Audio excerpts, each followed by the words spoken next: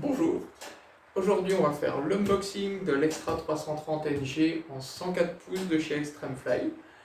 Alors déjà, merci à Aerobertic pour l'envoi de l'avion. Et c'est parti, on va regarder un petit peu ce qu'il y a là-dedans.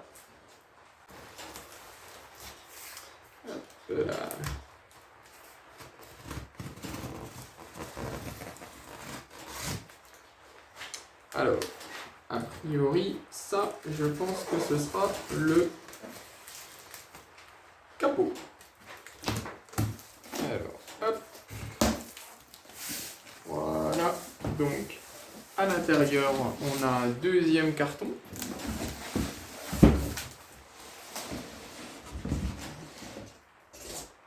Voilà.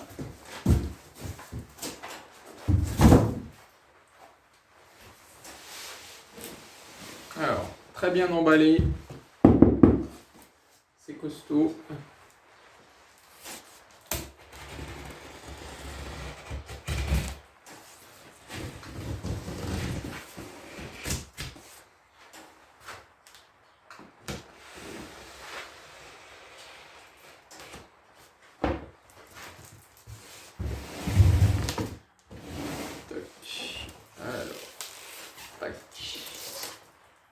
Alors, qu'est-ce qu'on a là-dedans? Ah, qu'est-ce que c'est magnifique ça! Voilà. Donc, on débarrasse ça.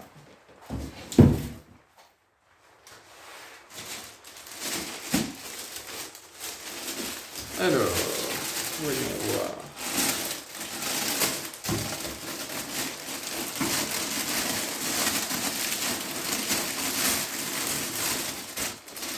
Et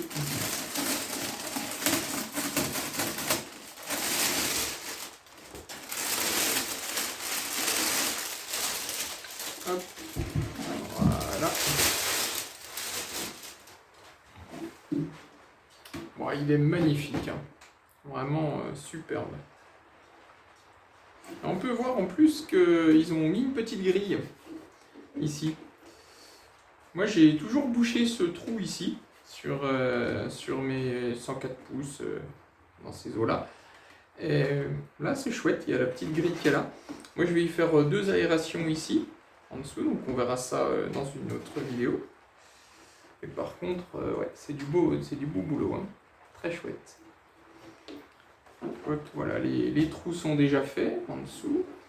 Et il est beau, quoi. Magnifique. Allez, on passe à la suite.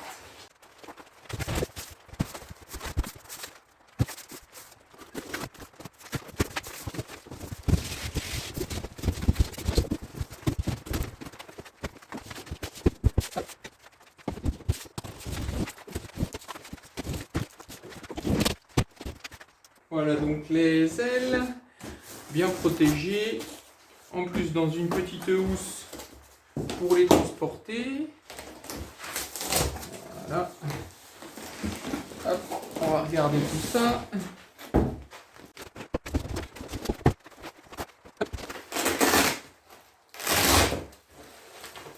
Qu'est-ce qu'il y a là-dedans?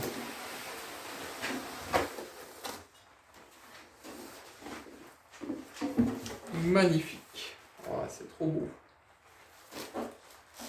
Super chouette. Le petit plastique au bout de protection. Ouais, c'est vraiment du beau boulot, hein. Très chouette.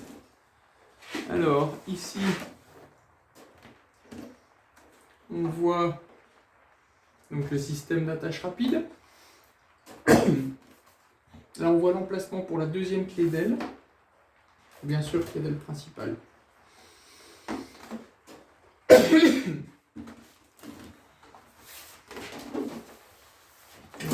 On va regarder le reste.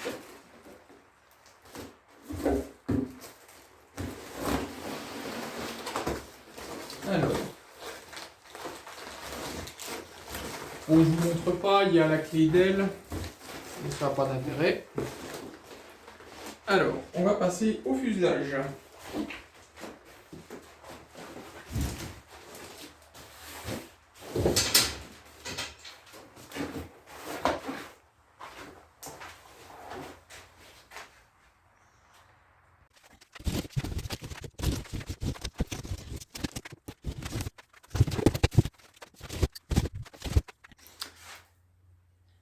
Allez, je vous emmène faire un petit tour avec moi. Hop. Voilà, comme ça se présente.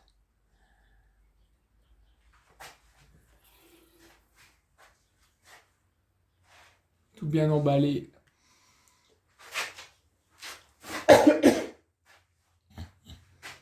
Ah, ça fait envie. Hâte de voir ce qu'il y a dedans. Allez, on va commencer à ouvrir tout ça.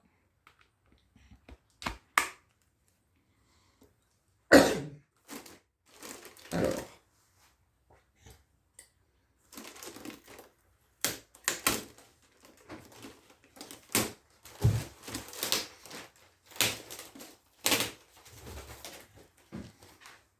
Autocollant.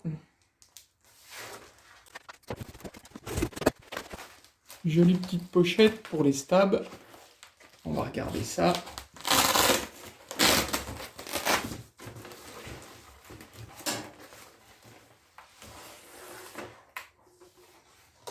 C'est magnifique. Le bleu, il a des petites paillettes dedans. C'est trop beau. Le noir aussi. Un peu des petites paillettes. Ouais, c'est très joli. Très sympa. Donc pareil, les deux clés d'aile. Hein. Vous savez, la principale et la plus petite. Ouais, c'est très chouette. Hein. Ouais. On va regarder tout l'accastillage qui va avec. Donc à l'intérieur, vous avez 3 clés d'aile, donc les 2 pour le stab, et puis la petite pour l'aile aussi. Hein.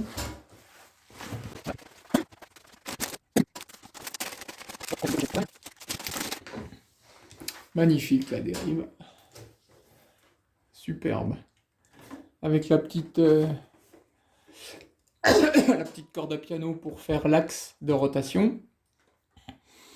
Et au-dessus, vous avez une petite vis qui vient empêcher que la corde à piano se retire en vol d'eau, par exemple. Hein. Très pratique, ça. Tous les bords sont bien arrondis, c'est trop beau. Vraiment magnifique. Allez, on continue.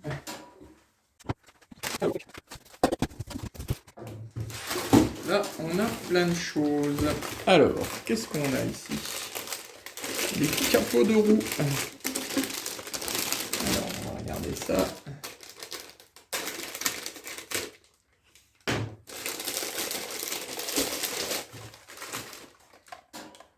Capot de roue magnifique avec la petite arête. Très sympa. Spécial avec le petit trou du NG là derrière. Voilà. Alors, à voir, je pense qu'on va trouver ça dans le reste de l'accastillage. Mais il y a une deuxième partie qui vient se fixer ici, qui est fait pour tenir le capot de roue des deux côtés, parce que en général c'est tenu uniquement par là au train, et vous avez donc la flexibilité comme ça. Alors que là, du coup, s'il y a un point qui arrive à fixer là, il est bien tenu. Vous risquez moins d'abîmer vos capots. Ça, c'est parfait. On continue. Alors, mon petit accastillage.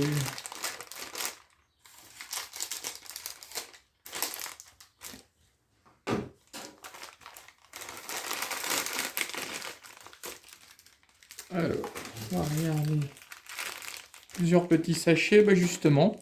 Voilà, là, alors là, c'est ce qu'on parlait là tout de suite. Là, vous avez les axes de roue ici. Et là, ces deux petites pièces là, elles viennent se mettre avec les petits taquets de bois sur l'extérieur, enfin à l'intérieur, mais de l'autre côté du train, justement dans les capots de roue pour rigidifier l'ensemble. Très bien pensé ça. Donc voilà, c'est bien du beau matériel. Ensuite, qu'est-ce qu'on a? La tringlerie du stab, voilà les petites chapes à boules traditionnelles. Alors, qu'est-ce qu'on a? Throttle, donc là on a les petits caoutchoucs pour faire passer notamment les fils du boîtier d'allumage à travers la boîte moteur. Vous avez quelques chapes encore. Voilà, pareil, une tringlerie pour la commande des gaz. Alors, là encore, des chapes à boules pour les ailes. Donc là, c'est les deux protections, les petites protections qu'on peut mettre en bout d'aile euh, pour séparer avec les petits winglets. Et je crois que ça protège aussi s'il y a des fumigènes, je crois. Je suis pas sûr. Si vous savez en commentaire, n'hésitez pas de mettre ça. Hop. Voilà, ça c'est si vous voulez mettre la dérive avec des câbles au lieu de les mettre en prise directe. Donc là c'est je crois que ça s'appelle pull. Voilà. Bon, moi je monte pas avec ça, je monte directement avec les servos en prise directe. Alors, ensuite, de la petite visserie, voilà. Ensuite, ça c'est les vis de fixation du train. Pareil, encore de la petite visserie, je sais pas pourquoi ça servira, mais on va voir ça. Alors, on continue.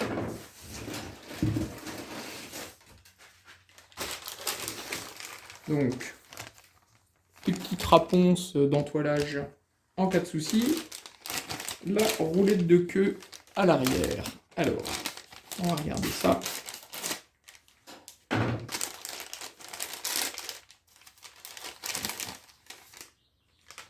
Hop, voilà. Très joli. Une belle pièce usinée. Très chouette. Voilà. Et là, donc ça vient se relier sur la dérive, hein, ça, avec une petite chape à boule. Donc à surveiller, c'est ici, souvent, j'ai le cas, le carbone, il peut arriver à se délamelliser ici. Si on touche un peu fort sur la roulette de queue, il y a vite beaucoup d'efforts ici. Voilà, à surveiller, quoi. Les guignols. Alors là, très sympa, on va en profiter pour ouvrir, on va regarder.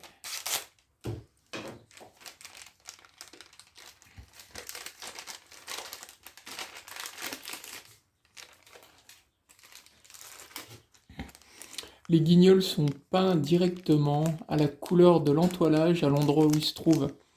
Je trouve ça juste génial. Qu'ils aient poussé le détail jusque là, c'est chouette, quoi. Super. Donc là, rudeur, c'est pour la dérive. Vous avez le stab, directement en jaune. Hein. Très bien. Les ailes, aux ailerons du coup. Voilà, à noter de faire attention. Voilà, là sur ce modèle-là, comme ils sont peints, bah, il n'y a pas de souci. Par contre, il faut bien voir que les guignols intérieurs et extérieurs des ailes ne sont pas les mêmes. On va ouvrir pour comparer. Alors là, on ne peut pas se tromper parce que comme il y a la couleur, on sait tout de suite où va lequel. Mais par contre, voilà, si on met... Alors, ceux-là, non, c'est les mêmes. Alors, voilà. Alors, on voit là, par exemple, que c'est pas tout à fait les mêmes. Hein, si je mets au même endroit là, ben on voit que voilà, les trous sont pas exactement alignés. C'est fait exprès. Hein. Donc, si vos guignols ne sont pas peints, regardez bien sur le mode d'emploi lequel va où. On peut facilement se tromper. Hein.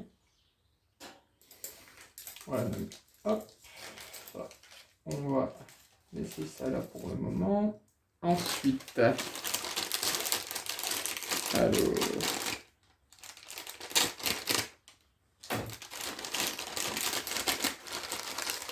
donc, qu'est-ce qu'on a?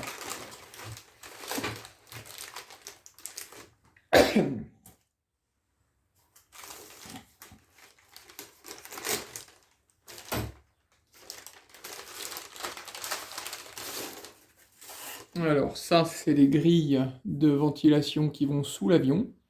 Il va falloir découper l'entoilage aux endroits prévus. Et c'est fixé avec des petites vis ici. Voilà. Donc là, bah, pareil, il y en a deux, hein, le long du fuselage. Plutôt comme ça, je sais pas, on verra. Donc ça, grille de ventilation. Ça, c'est des petits supports pour les cerveaux, je sais pas où ils vont. Alors ça, c'est pour fixer votre cerveau de gaz à un endroit qui n'est pas prévu à l'origine. Vous voulez le mettre voilà, à un endroit plus adapté pour vous, bah, vous pouvez, les petits bouts de bois sont déjà prédécoupés. Et ça vient se coller, ça, un peu où on veut, et on vient mettre notre cerveau ici.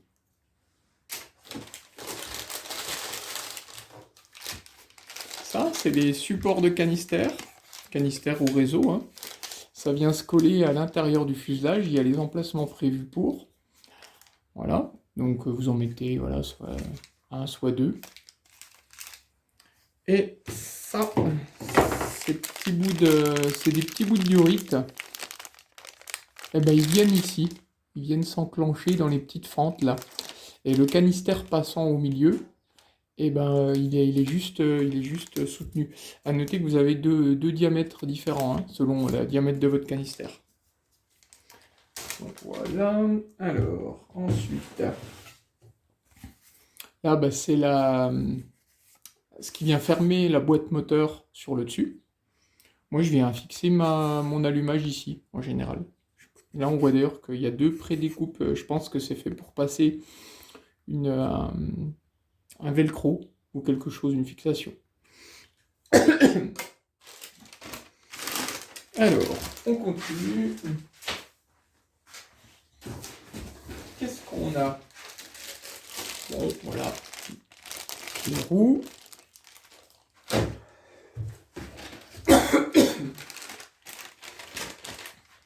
Les petits pantalons de roues. De roues. Les petits pantalons qui viennent habiller le train d'atterrissage contre le fuselage. Hein. Le fuselage il vient comme ça et le train il part comme ça. Sympa, ça finit la liaison. Voilà, alors on va le lever. Hop, alors.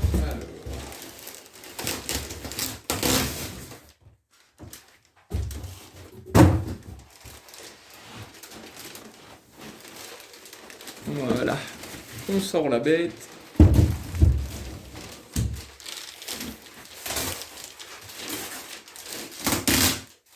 Hop. Alors, on va défaire. Hop.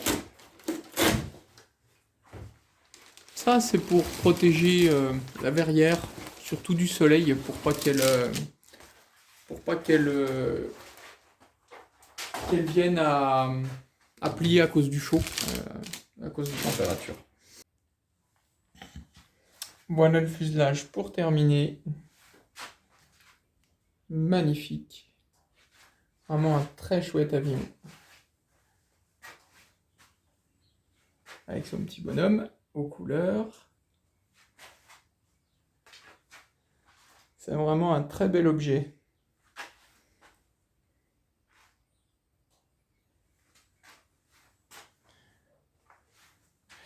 Alors, on voit les petites fermetures rapides. Ils ont changé par rapport au premier NG.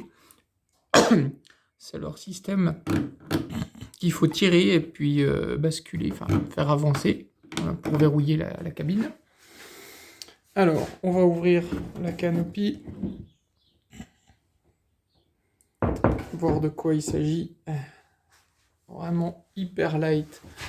C'est superbe. Voilà. Ouais. On voit que c'est vachement aéré. Hein. Donc voilà. Alors je ferai quelques petites vidéos le long de la construction pour discuter un petit peu. Voilà, montrer comment personnellement je monte l'avion. Voilà. Si ça intéresse des gens, ça peut toujours être utile.